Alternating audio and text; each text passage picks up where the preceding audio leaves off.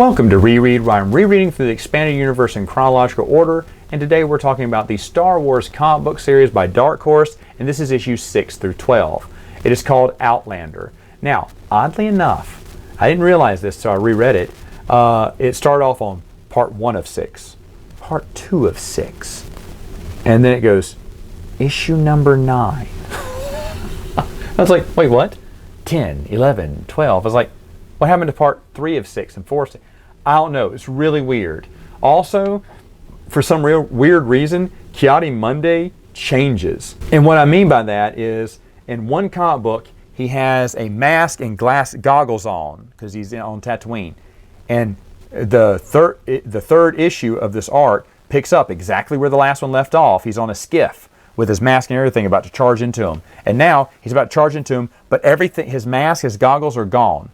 He didn't throw them away. He's still there. I'm like, what, did they just forget what he looked like from one comic issue to the other? And why did they stop after 2 of 6? It was really weird. I'd never noticed that before. Anyway, so Ki-Adi-Mundi gets sent on a mission by the Jedi Council to hunt down and track Sahad Het, Sharad, or however you say his name.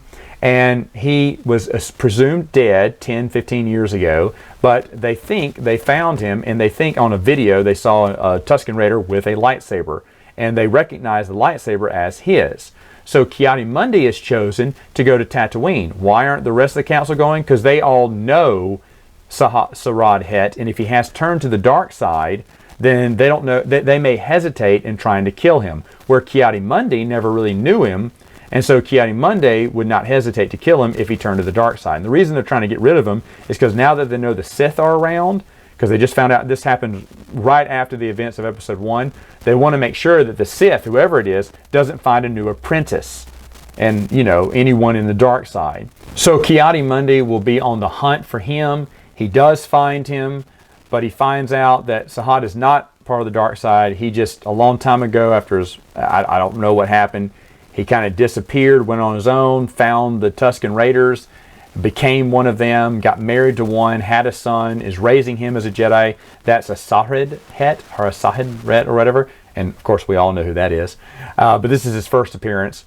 Aurra Sing is in it because she was supposed to be the big thing from Episode 1 that turned out to be nothing. I mean, she makes some wisecrack. She's always super cool because she for some reason, she always has them in sniper range, but she never pulls the trigger. I don't know why. Like, she can kill them right now, but she's going to wait. Oh, I can kill them right now. Yeah, I guess Jedi are very careless. They can get killed a billion times by Aurra Sing. Turns out she's working for Gardulla the Hutt to set up, because Jabba is using Tusken Raiders to raid villages. He's selling them guns or whatnot. I don't know. It's kind of a confounded story. But Aurra Sing betrays Gardulla to Jabba. There's really it's not clear. Like, she wants to kill Jedi. She does kill Sharad Het at the end, but doesn't kill the other Jedi. Even though she keeps saying, "Ooh, bonus Jedi to kill." You didn't even bother killing them. In fact, she had them in their sights several times. And the one time she had them about to kill them, she shot the bantha instead that they were riding on. Unless she's a really bad shot. I mean, she just doesn't make sense in this series. And, I mean, she's going to be set up to be the villain for future issues, but for right now, just in this one, if she could kill them the whole time, and you hate Jedi so much, like she keeps saying a million times how much she despises Jedi. She hates being called a Jedi, too. Don't you dare call her a Jedi. She'll kill you quick, if that's the case. I'm not a Jedi. Okay, well, then why aren't you killing them when they're in your sights twice? Like one, oh, she said, but first... And she has him into the sights, but she turns around, throws a knife, and kills an assassin, a Tusken Raider that was sneaking up on her. I was like, okay, so now you just turn around and shoot him, right? No. Then they keep going on their merry adventure, and she lines them up in her sights once again, you know, hours later. Really dumb. But in the end, Het's bantha is dead, his father's dead, his tribe is dead, because Jabba came in, just kind of obliterated everyone with his army. And so he has no one. And his dad asked him his dying words, "Are you going to find another Tusken Raider tribe?" He's like, "No, Dad. I think I'm going to join the Jedi." He goes, "All right, you have my blessing. Ki-Adi-Mundi, will you train him?" He said, "Yeah, I'll complete his training."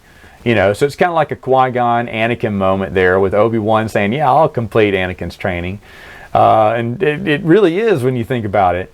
But it's funny because if no one was going to go after him who knew him, in one of the comic books he says, oh, Qui-Gon, he's shocked that Qui-Gon Jinn is dead. He goes, oh, he's dead. He's like, yeah, he died. He's like, oh, well, I wondered why they didn't send him. You wonder why they didn't send him? They didn't send him because he would have hesitated to kill you. That's why they had to send someone they didn't know. That's kind of weird that he said, yeah, they would have sent him, I guess. Really? They would have? I don't know. But I guess everyone knows everyone in the Jedi Order. This is small nitpicks.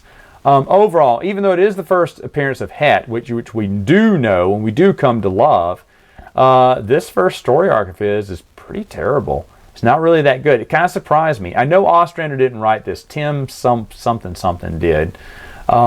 But either way, you can tell it's just not as good. And like I said, that jump in the numbers was confusing. And the character change from the cliffhanger to the intro of the next comic book, it's like, did you just forget he had a mask and goggles on? I don't know. Oh, and then because he has a cone head, he's like, people aren't going to make fun of my head, are they? And then he goes into town, everyone starts going, look at his head. He goes, Mrr. He puts on a little hat, which still looks like he has an elongated head. I don't understand any of that. Anyway, kind of sad that his Het's introduction to us was very poorly done, but that's what I think it is. So what about the next issues in the comic book series? Well, you'll have to talk to me next time.